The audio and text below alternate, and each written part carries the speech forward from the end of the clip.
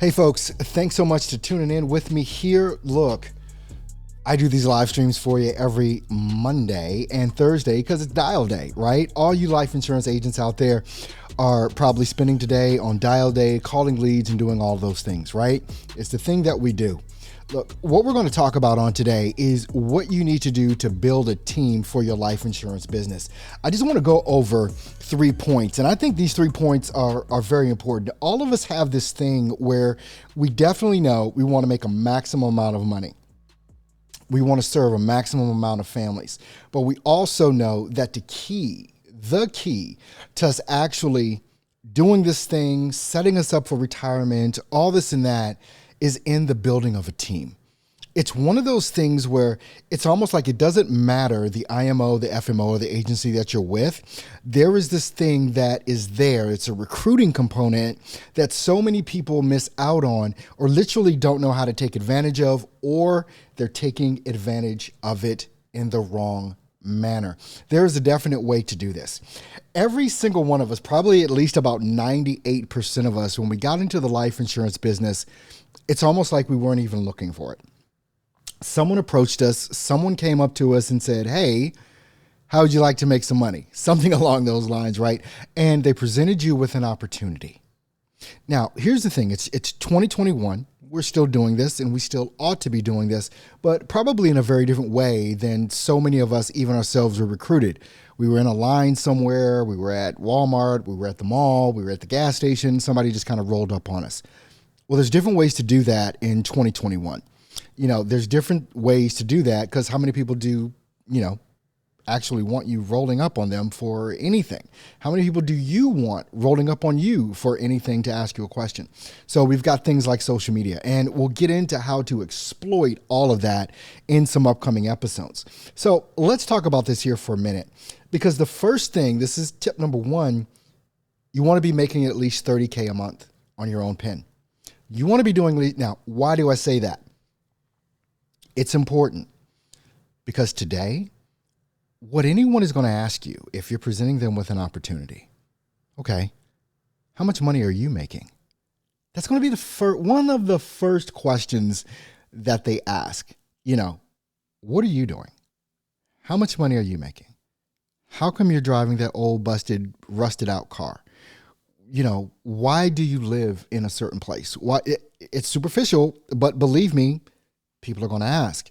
So when you present people with an opportunity, dig in yourself, do the work, build that lifestyle that you want so people can see it and they'll be attracted to it. So many times we roll up on family, right? Family members first. Well, they've known you since the beginning. When you had a snot nose, a couple of family members probably wiped your butt.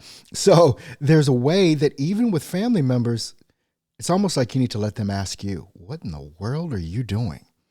How is your life changing so much? Because the way that you live matters to others that see it.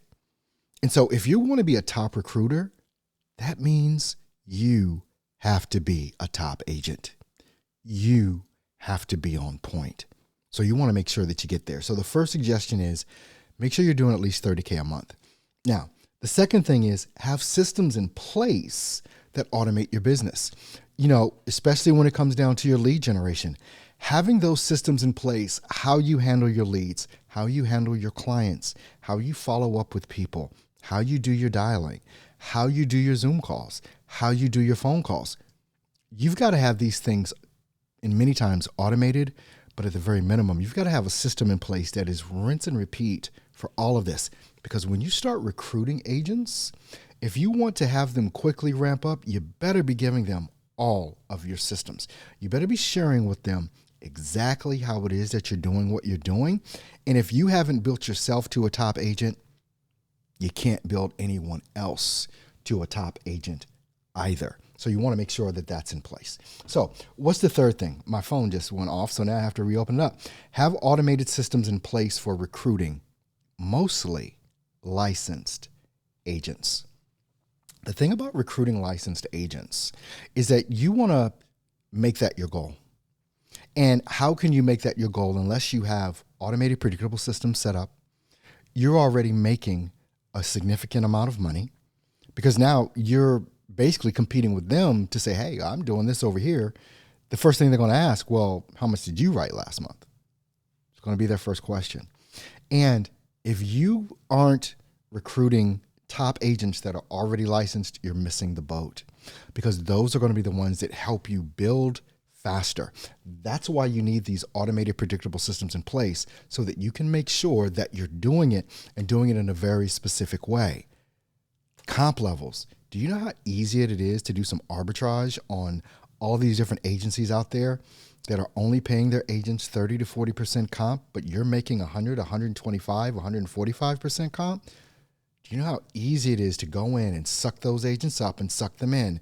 Because at the end of the day, they're selling the same life insurance that you're selling, types of policies that you're selling, but you're making 3, 4, 5 times more money for the same policy that they're setting. And when they see you doing that, and if you see, and they see that you can show them how to do that, it's all over. Game over. It's done. You can start attracting in already licensed agents as well as those that have not been licensed. But here's the thing, as you move forward, you got to really think about this. Do I want to recruit licensed or non-licensed agents? Obviously, you can do both, and there's benefits to both.